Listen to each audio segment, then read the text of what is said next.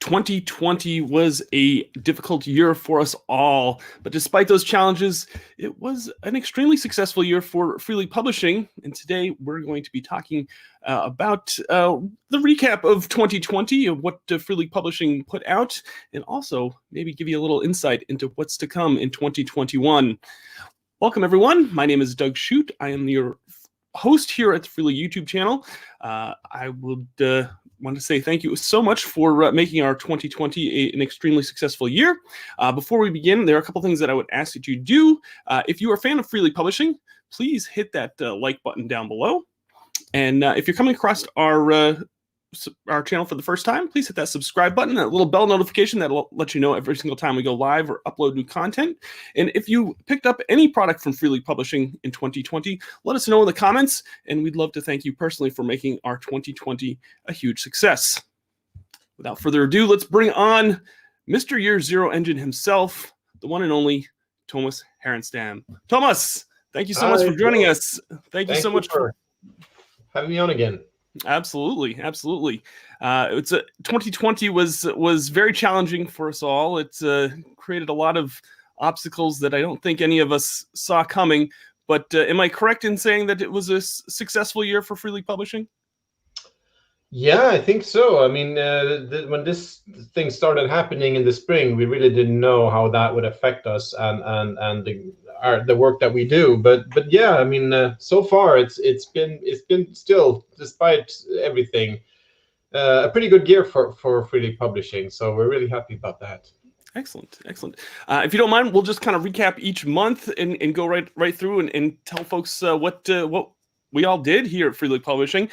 January was not all that busy for Free League Publishing. I didn't really see any releases, but there was one thing that, if you don't mind me plugging a little bit, there was one thing that you let me kind of do on my own, and that, of course, is this little thing called freeleagueshirts.com. We launched a website for Free League apparel. If you haven't checked it out, please go check that out. If you would like to have any kind of high-end Symbaroum, Forbidden Lands, leather dice trays, all that, you can definitely check that out. We launched that in January, and then February you got to after a successful Kickstarter, you released Mork Borg. At least we call it Mork Borg here in the States, but it's Mork Borg. Did you have any inclination that this book would become the success that it did in 2020 at that point once it was released? Not really. I mean, the Kickstarter did really well.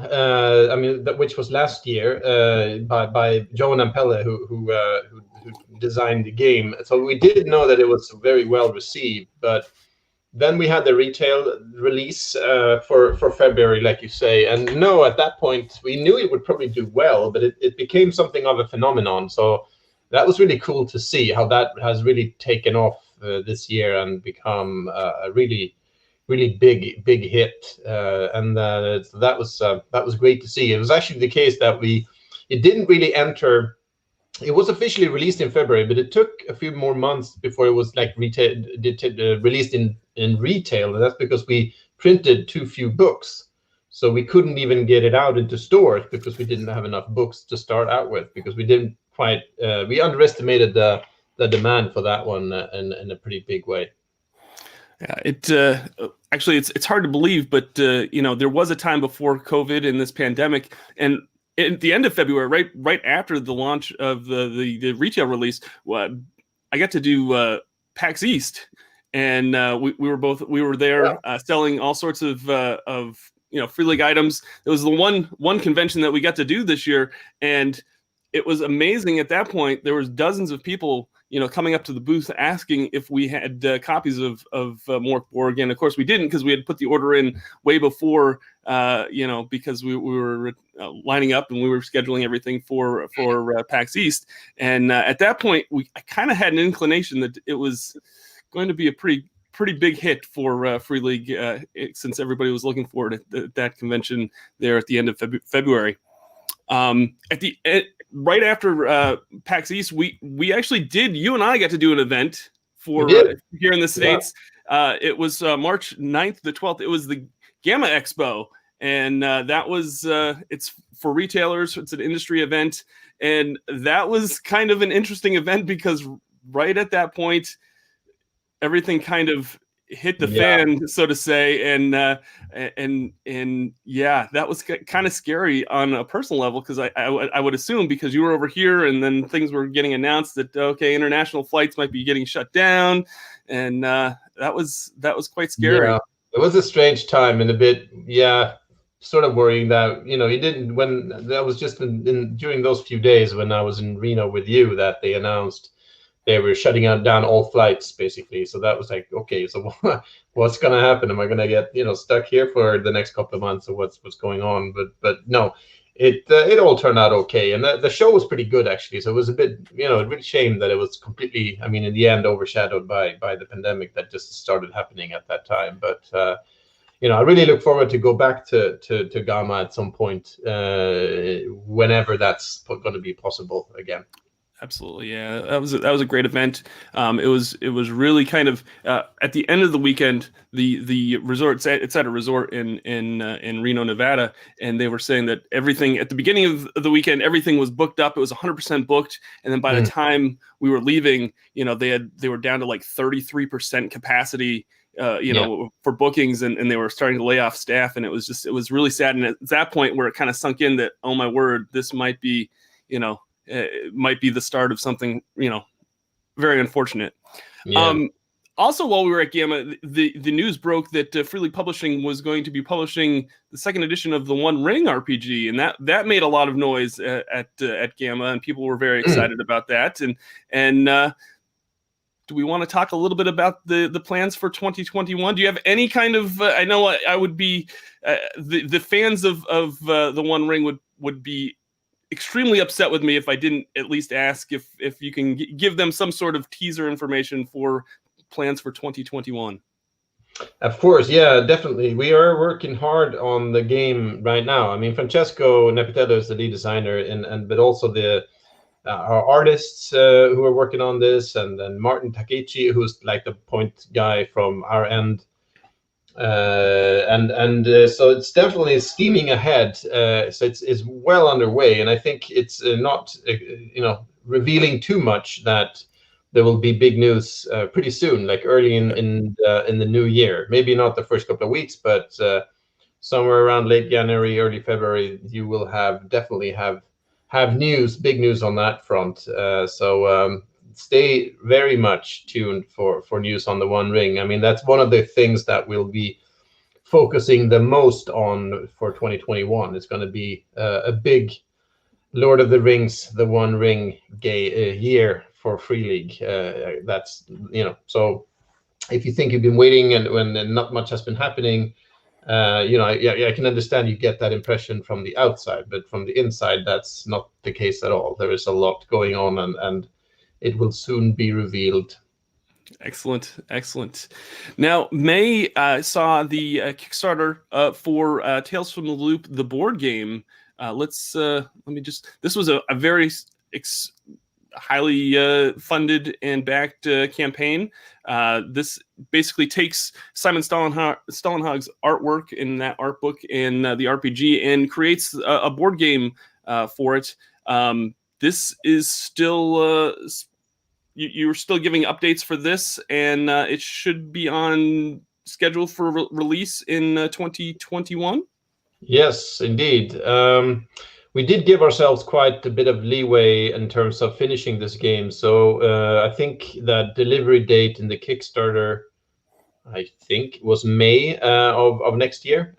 So that's what we're still aiming for backers. And then there will be a retail release a little bit later, maybe around Gen Con time or something like that. And it's looking really good. I mean, we did have a complete, like an alpha game that was completely playable. You could download the full alpha of the game during the Kickstarter. And of course, we've been refining that, changing, tweaking the rules, the mechanics. Also, we've been adding scenarios, adding stuff that were stretch goals.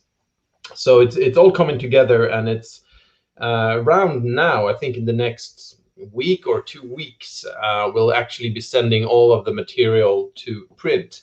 we already have like little. We had the models, the robot models are already done. We have those like samples of them. So it's really for Martin. He's also working on the One Ring. This is his other project, the Tales from the Loop board game. He's hard at work finishing up everything now and getting all the files done, and production of the actual printed finished game will start in the next couple of weeks. Excellent. June saw the release of the Symbaroum Game Master Guide and Forbidden Lands Bitter Reach, which again was another really highly successful Kickstarter for Free League Publishing. This takes Forbidden Lands and basically it creates the whole other section up north to play in, and comes with you could also pick up the map pack and the stickers for this as well. Yeah, Forbidden Lands. This was another project that people were very excited about, as well as the Symbaroum Game Master Guide. But definitely, people are very excited about more Forbidden Lands content, and it was definitely shown this year in 2020. Yeah, it was nice to finally be able to do something more and something big for Forbidden Lands. It was about a year and a half, I guess, after the release of the main game. So we definitely thought it was due time to release something major, something, and the Bitter Reach is really that. It's a really big book with a lot of material to play, and it also was an opportunity to kind of add new stuff to the game and expand it in different ways. So yeah, and it's been doing well. You still see a lot of it's cool to see new people discovering Forbidden Lands. You see that on social media, like daily almost, people like who are just discovering this game and getting into it, and so yeah. And then we had like a bonus release of the Crypt of the Medified Mage, was like a small scenario book that came kind of along with it. It was part of the same Kickstarter. And yeah, Symbaroum Game Master Guide also it was part of an earlier Kickstarter, but this was the retail release, and it's people are always, I mean, Symbaroum is a game that it still brings in a lot of new players, attracts new players, even though it's been out for 4 years now, I guess, 4.5. So it's still doing very well, and this is like the last of like the core books that we have defined for this game. We have the Advanced Player's Manual, the Monster Codex, the rule book, and then this Game Master's Guide. It's like now we have all the kind of non-scenario books are kind of done. So yeah. Do you have any? Can you give us any teasers as far as the lines in 2020 for Forbidden Lands in Symbaroum? Sure. Yeah. Actually, we have a lot going on for, I guess, both of them. Starting with Forbidden Lands. There are 2 big projects happening at this moment, actually. One is I think we've been discussing before, which is another geographical expansion. It will expand the map to the, let's see, west. The last one, Bitter Reach, was north. This is going west into the demonic lands of the Ashen Vale, or Asleen as it's called. It's written by Eric Brandstrom, who wrote the Raven's Purge and the campaign material in the core game. Not Bitter Reach. That was Magnus Seder, is another writer. So Eric was a big part of the core game and the campaign stuff in there, and he's doing this book as well, and it's coming along really well. Also, we have art coming along, and stuff is happening. We haven't talked that much about it publicly yet, but we will do that pretty soon. And the idea is this module, we haven't decided exactly when it will be released yet. It's still a little bit in the air, but it's not entirely impossible that it could be coming along, possibly even during maybe like in about a year from now. So maybe late next year or very early 2022 is that time frame we have at the moment for that one. It could change, so we'll see. And then we're also working on, I'm actually not sure whether we discussed this, but we're actually working on a big book of beasts, like a monster manual for Forbidden Lands as well. That's also in progress, well underway in terms of text. Not so much on the art side yet. So that's also coming along, and we haven't really decided which of these 2 will actually come first. So that kind of depends on a few different factors that was going to happen. But so there's going to be a new big announcement for either of these two things we'll definitely be announcing it during the first half of next year. So more news on that pretty soon as well. Excellent. And, yeah. So for Symbaroum, that's actually going to be the first release of 2021. Is the starter set. We're doing a Symbaroum nice. set. It's kind of similar to the Tales from the Loop starter set and the Alien starter set. It's somewhere in between the two in terms of the amount of content. The Tales starter set is very inexpensive, but also and very kind of slimmed down. You can definitely, it's a great introduction to the game, and it's very inexpensive. And it's got the map and the dice, and it's a nice starter set. But the Alien one has a lot more in it. And it's also a bigger thing. So in terms of content, with like playing cards and lots of maps and handouts and all kinds of things. So the Symbaroum one is a bit in between. So the idea with it is the same for all three. It's to give this perfect kind of introduction to the game. If you haven't discovered Symbaroum before, this is the great place to start. And I think something that Symbaroum fans will enjoy is that there is also going to be newly written, unique scenario material included in the starter set too. So stuff that has not been published in any form before. That's coming along. I think the idea is, I think February is what we're looking at for that one. Nice. We haven't officially announced it yet, but we will early in the new year. So it's safe to say that the Tales from the Loop and the Alien starter sets were successful products for Free League, and so that's why you decided to do that with Symbaroum as well? Yeah, I think so. I mean, they've been doing well, definitely. It's always trickier to do boxed sets with stuff in it because it's a more complicated production process and so on. But it's a nice way because we like to have some, like, sometimes custom dice, cards, maps. From our perspective or my own, I enjoy that in a role-playing game to have some of these extras. And this is also a nice way to compile all these extras into a single package, so you don't have lots of different small bits and pieces. So you can have this starter set that will include all of these things. And we're planning similar things for other games coming up, that you have the core book, which is the book, but then you have that, like the other stuff like maps and cards and whatever will be usually, I mean, that's the idea, to include that in a starter set. So you can actually use these things not only for playing the material in the starter set, but that's going to be useful for playing the game long term also. Excellent. July saw the release of another really anticipated RPG for Free League, and that would be Vaesen. This is a Nordic horror, what I want to say, folklore, fantasy kind of, really kind of dark RPG that was really, really successful on Kickstarter, and now it's been really well received here in 2020. Vaesen, do you want to talk a little bit about Vaesen and how that's done this year for you?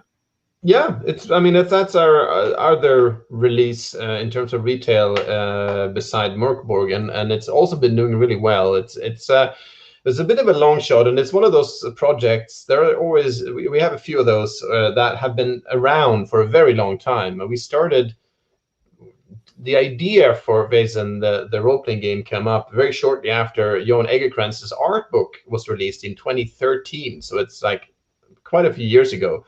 So we actually talked to him back then and discussed this, but then it kind of lay dormant for a number of years until we picked it up again and brought on Nils Hintze, who's the lead game writer for it, who did, of course, the same work for Tales from the Loop. So that's when we really got going and on Vaesen, and it's really cool to see it all come together and be released last summer. And it's been doing well. I mean, could be considered a niche thing because we have set it in what we call the Mythic North, which is kind of Scandinavia in an alternate, or at least some kind of fairy tale version of the 19th century. But no, it seems like people are taking to this, and it's one of those games that is really fun to write scenarios for. I'm actually doing that right now. That's kind of my holiday fun or hobby, that me and my wife are actually writing one Vaesen scenario each that we might use for something down the line.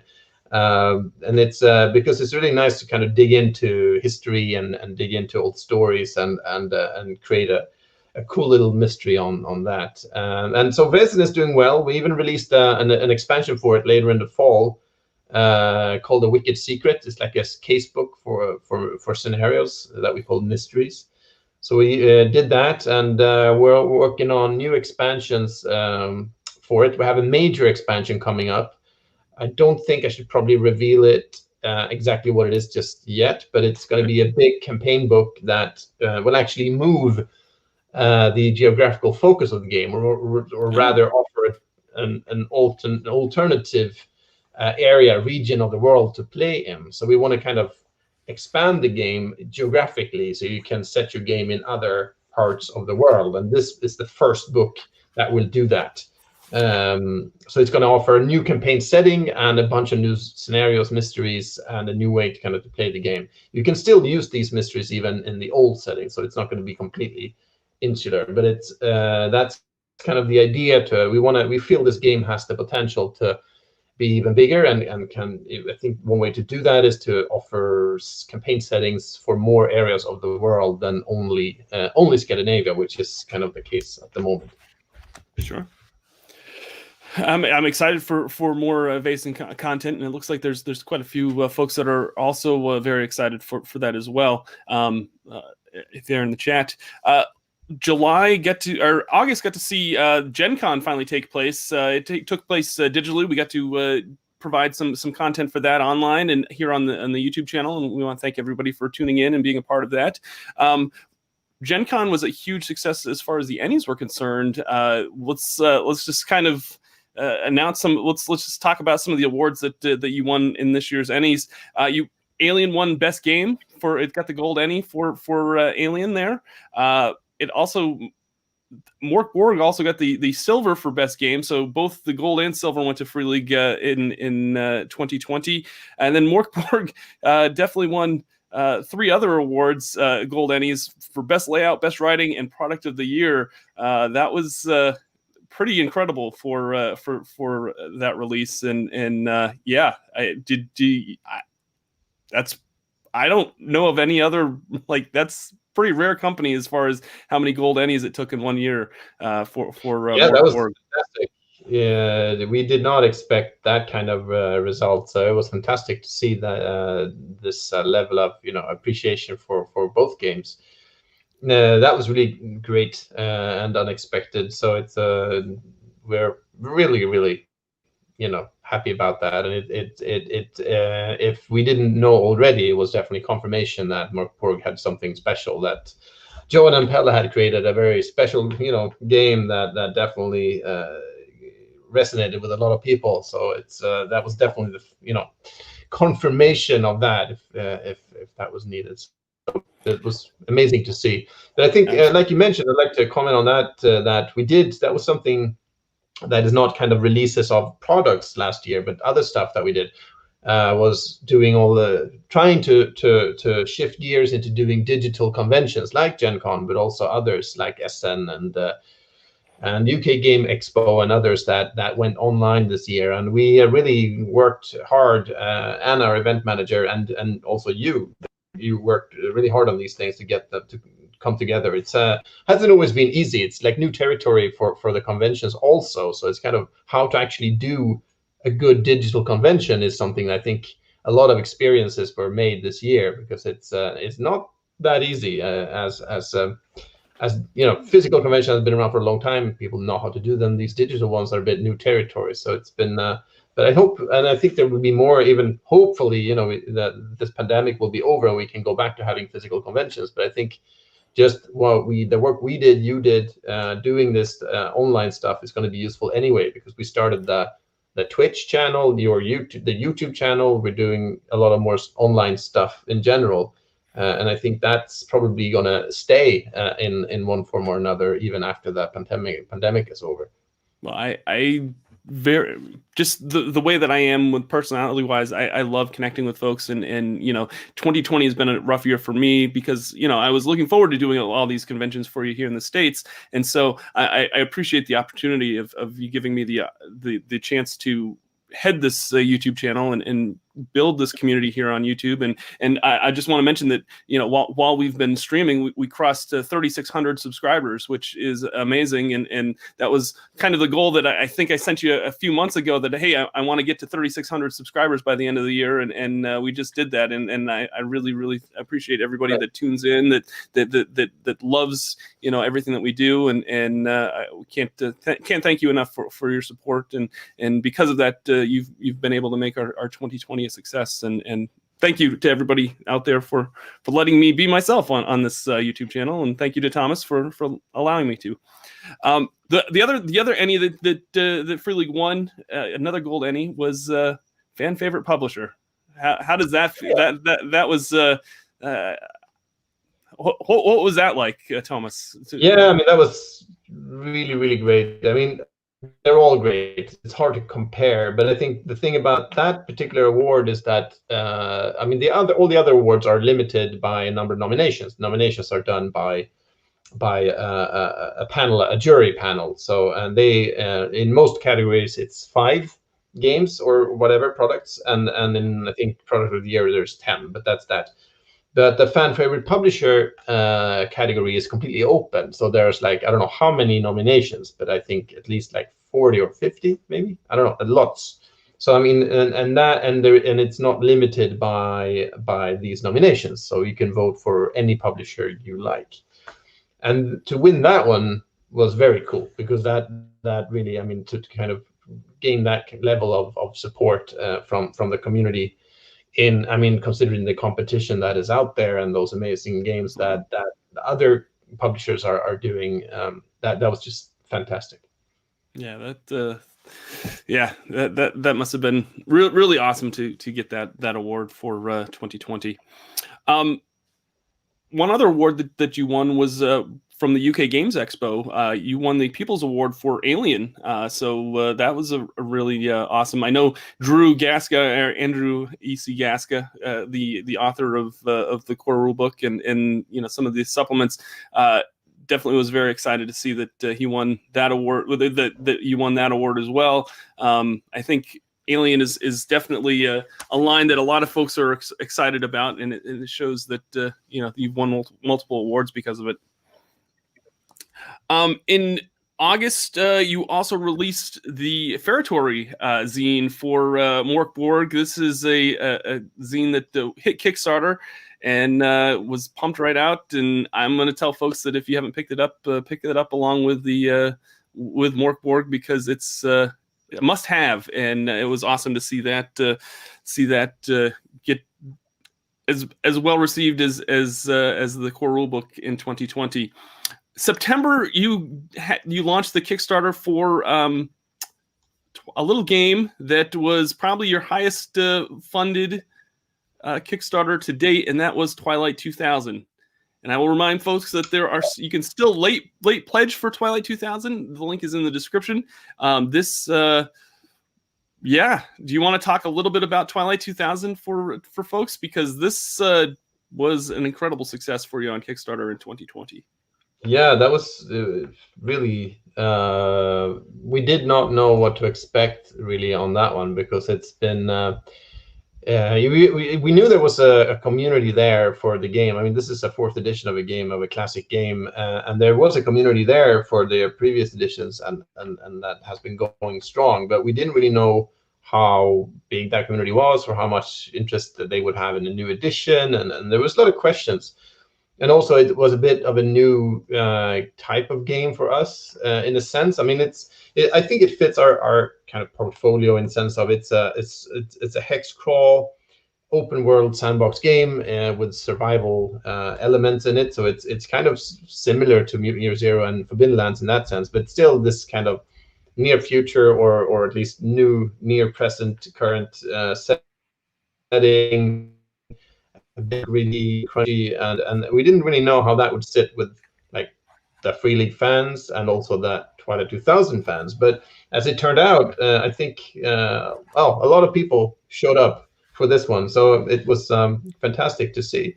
It's also been an interesting but also challenging game, Kickstarter to run, and also now when we released the alpha of the game about a month ago, because of course this is a game because there is a strong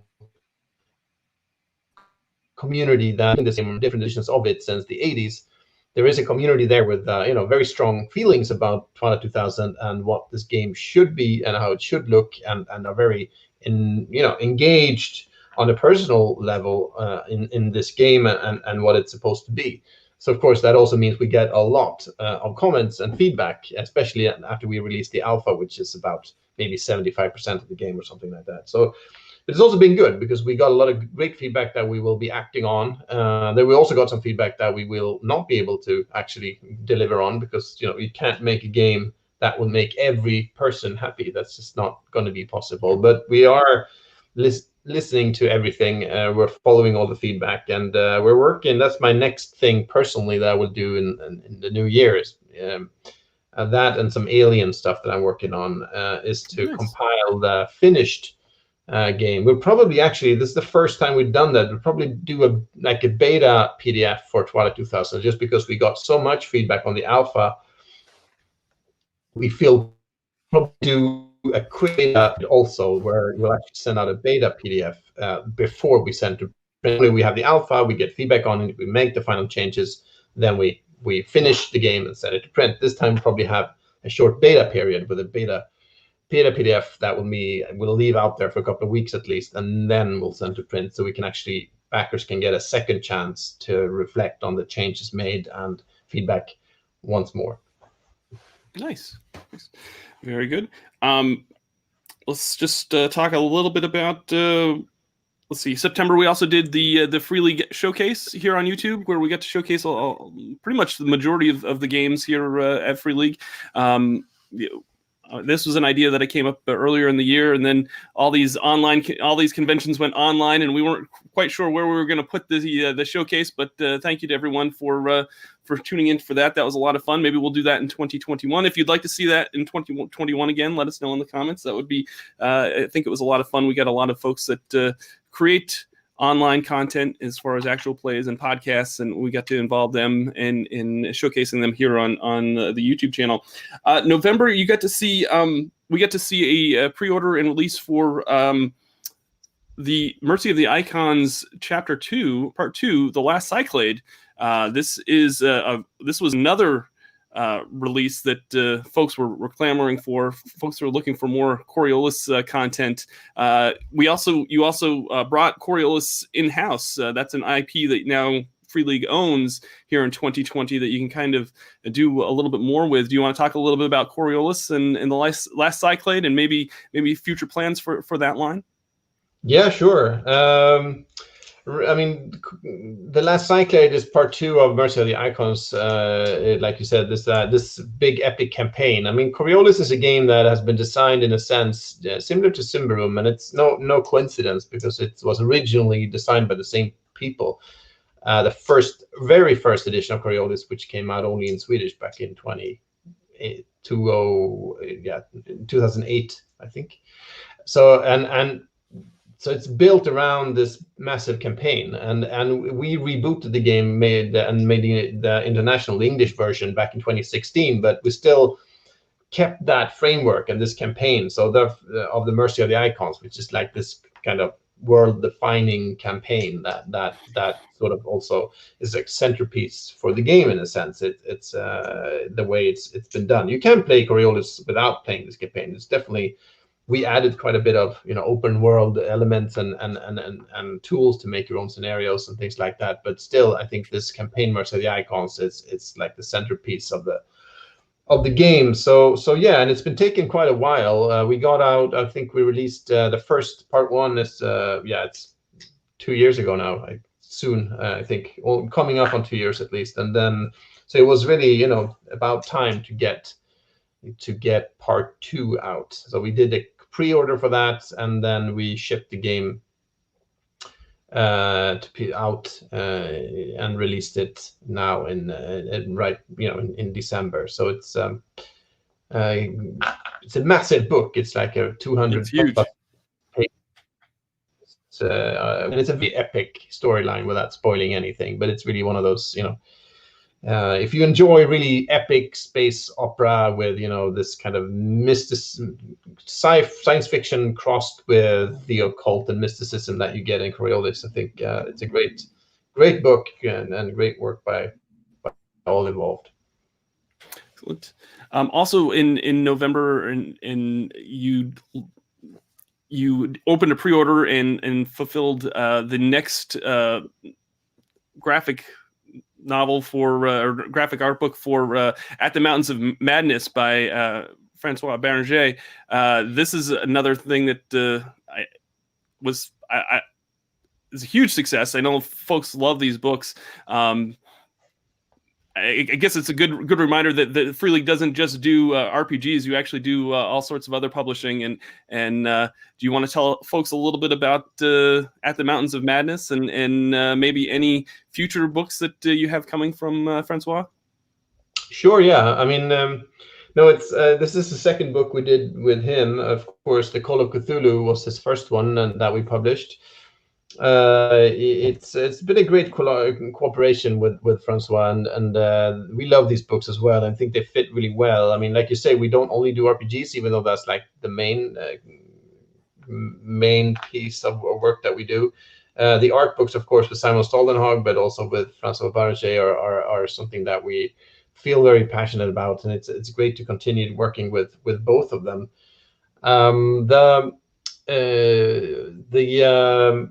Of course, the At the Mountains of Madness was part one because it's a larger piece of work. The text is longer than the Call of Cthulhu, so Francois has divided it into 2 volumes.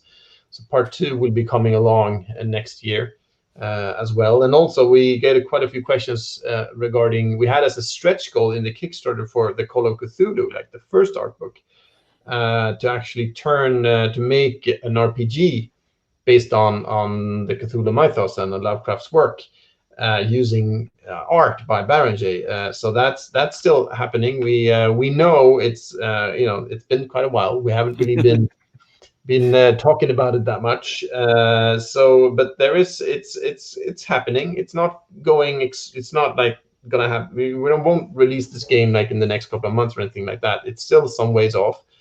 But we are working on it, so no worries. We'll definitely let everyone know when it's ready and when we have more to say about it. But it's an interesting project because it's, of course, this is hardly the first role-playing game based on the work of H.P. Lovecraft. So there is always that how do we do this our way, and what sets our game apart from the Cthulhu games that are already out there. Sure. Now, in December, you also opened up the pre-order for the next expansion or the next book for the Alien IP. It is the Colonial Marines operations manual, and I'll remind folks that the pre-order is available if you go to alien-rpg.com. If you pre-order it, you will also get a bonus PDF of an art book of all the art that's in this book, and of course, that's one of the major draws of this RPG is the art, the amazing art that's in this book, as well as just being about the Alien franchise. Do you want to talk a little bit about that before it gets a little bit later? We're almost coming up on time, so I figured we'd mention it before too long. Sure. Yeah, I mean, that's the work I'm doing right now. Besides writing my basis scenarios, that we're finishing up on this operations manual right now. Layout has started. We're doing maps. The text is done. We're into final editing and layout. So I mean, the idea is that will be shipped to pre-orders in March. According to the current plan. It's also going to be a meaty book with at least like 200 pages, something like that. And the idea with it is to showcase another way to play the Alien RPG. I mean, of course, so far the focus has been a lot on the cinematic scenarios, Chariot of the Gods and Destroyer of Worlds, which are cinematic scenarios with pre-generated characters, and you're not really expected to continue playing with these characters after the scenario is over. It's more like one-shots.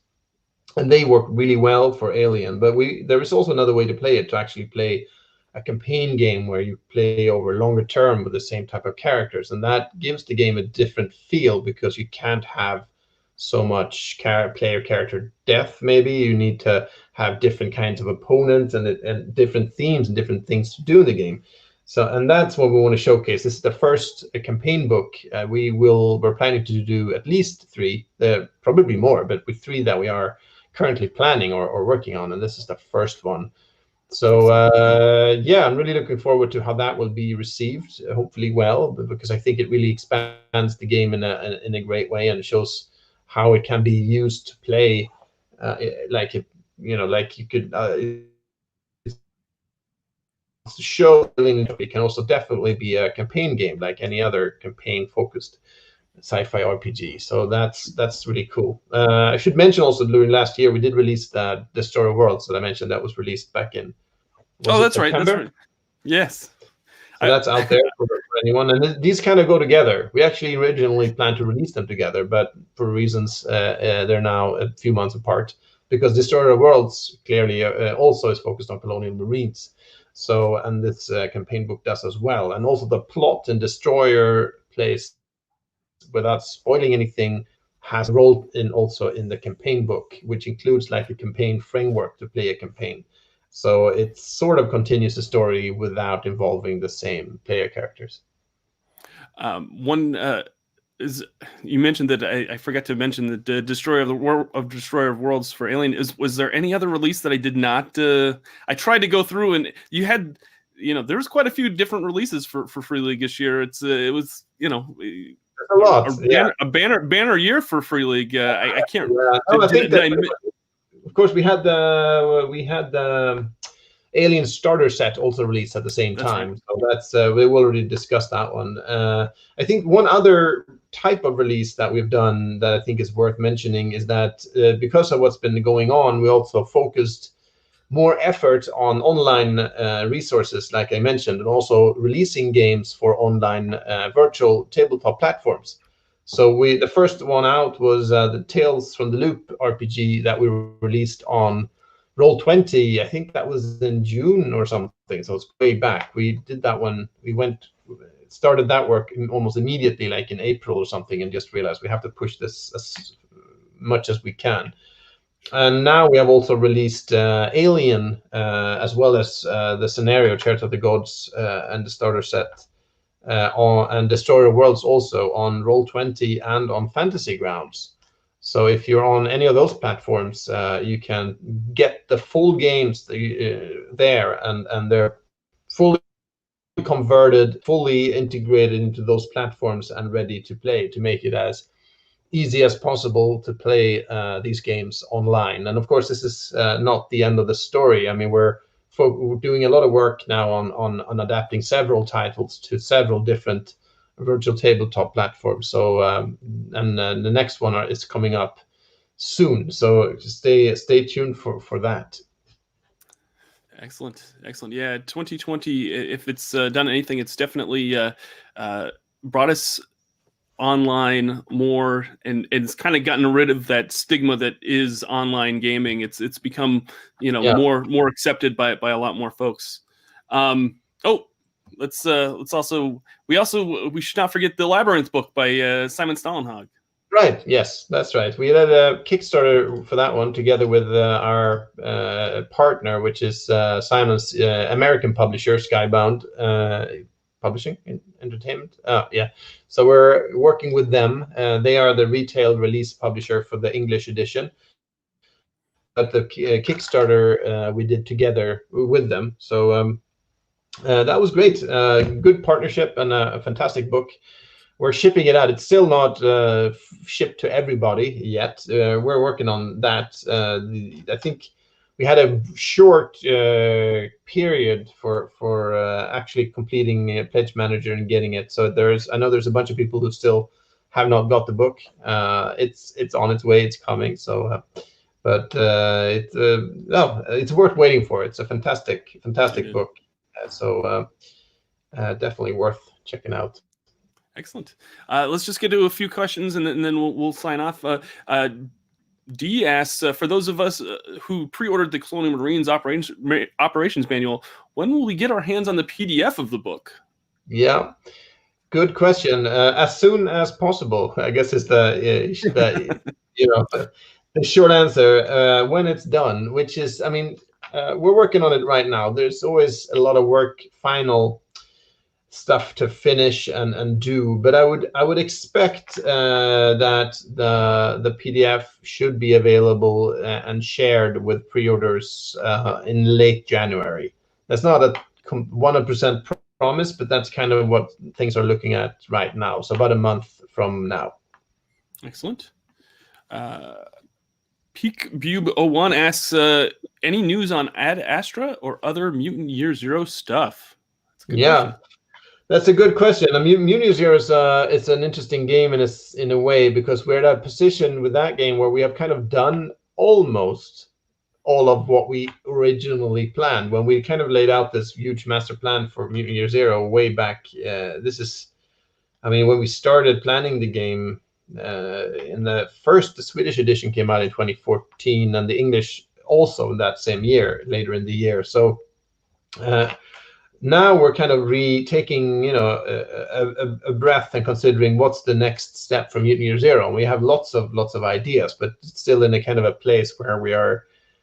We're almost done with what we had planned and announced, and we're not quite ready to announce new stuff just yet. So I guess it can look kind of like with some of Coriolis, maybe, that it kind of looks maybe like we're not doing that much, but we actually really are. It's just not really ready to talk so much about it yet. But for Mutant Year Zero, Ad Astra is one of those things. That's why I say almost done, because that's a game or a module. It's kind of one of these standalone expansions that we announced and just talked about, or it's even mentioned in the first Mutant Year Zero core book. So, and it's coming along. We have all of the art done, so it's well underway on that front, and the text is also doing well. But for a variety of reasons, we've had to focus on some other things first. But we are now in a position where we can push on with Ad Astra and get it done. I wouldn't at this point dare to give you any dates for it, but it's definitely happening. So as soon as we have something solid to say about it, we'll announce it. But at this point I can't say when it's going to happen. But we have other plans for Mutant Year Zero as well, and also, without spoiling too much or giving too much away, we're also looking at doing things in formats that are not role-playing games. We're looking into other types of games for Mutant Year Zero. So that might just well happen, and that will then probably be announced definitely during next year. Excellent. Before we close out, we're actually already over our 45 minutes, but is there anything you'd like to say to the Free League fans that are tuning in? And is there anything you'd like to say to close out 2020 to everyone that admires everything that you do there at Free League Publishing? Well, I guess, just a huge, big thank you to everyone who continues to play our games and support our games. And, this period has been shaky for everyone. And we've been fortunate to have such a strong, community who continues to support us. That's been amazing to experience. And we're really thankful for that. And of course, we hope that next year we'll be able to meet you in person a lot more than we did last year. So that's something I look forward to as soon as that's possible to do in a safe way, to meet all of you again at conventions all over the world. I mean, here in Sweden and the UK and in the US and Germany and elsewhere. So wherever you are, we hope to see you soon. Excellent. Yes, I hope that we can get back to at least a little bit of normal here in 2021. And again, I want to thank everyone for being a part of our YouTube community, even though we can't get together. Weren't able to get together in 2020 as much as we would have liked. It was incredible getting to know everyone and being a part of this vibrant and active community here on YouTube. Thank you so much to everybody that has adopted this change of style for our communications here at Free League, and thank you so much. I guess that's going to do it for this this session. Thank you so much for making our 2020 a huge success. Make sure to hit that like button down below if you are a fan of Free League Publishing. Make sure to share this with other folks that you know are fans of Free League Publishing. Let them know what's coming your way and their way in 2021. Thank you so much. Be safe and be well. We'll see you all next year. Happy New Year to everyone. Bye now. Bye.